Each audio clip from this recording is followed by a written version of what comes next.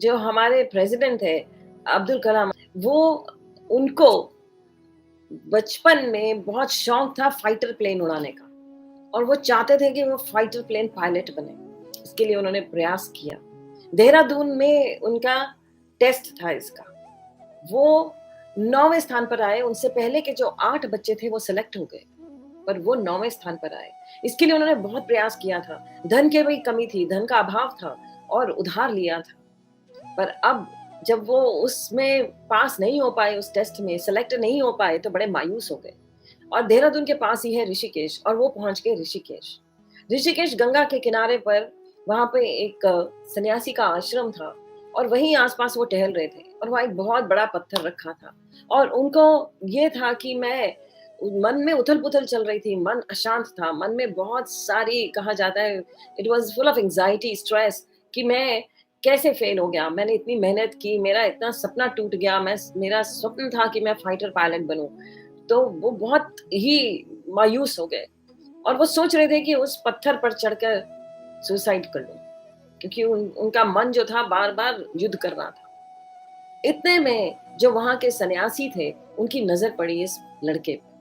उन्होंने उस लड़के को अपने पास बुलाया और उन्हें कहा कि कहाँ से आए हो तुम? तो उन्होंने कहा मैं केरला से आया हूँ। तो उन्होंने नाम पूछा, मुस्लिम नाम है और केरला से आए हैं।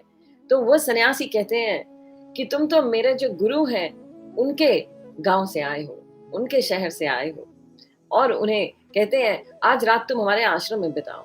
वो जानते थे ये बालक जो है बहुत मायूस है इस समय, इसके मन में बहुत उथल-पुथल चल रही है।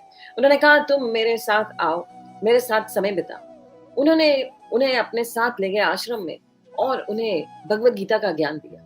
उनके मन को शांत किया, उनसे बातें की और उन्हें कहा कि भगवान जो करते हैं हमारे लिए भला करते हैं हमारा। तुम बहुत ही नेक व्यक्ति हो, तुम बड़े नेक बच्चे हो। तुम्हारे मन में जो इच्छा थी वो पूरी नहीं हुई, पर तुम उस इच्छा के पीछे इतने ऑब्सेस्ड मत हो जाओ, क्योंकि तुम्हारे लिए भगवान ने कुछ और बड़ा सोच कर रखा है। ये तो बहुत छोटी चीज़ है जिसमें तुम पास नहीं हो पाए। भगवान ने इसके लिए तुम्हारे लिए इससे भी बहुत बड़ा कुछ सोचा है।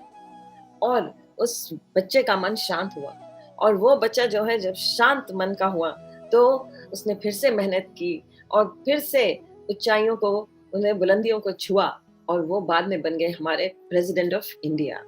तो कहा जाता है कि भगवान हमारे लिए बहुत ही, अगर हम किसी चीज़ में फ़ेल शब्द है ही नहीं, किसी चीज़ को हम नहीं कर पा रहे हैं, तो उसके पीछे समय ना गवाएँ। किसी चीज़ में हम मेहनत कर रहे हैं पर उसमें हम सफल नहीं हो पा रहे, तो आप आगे बढ़ें।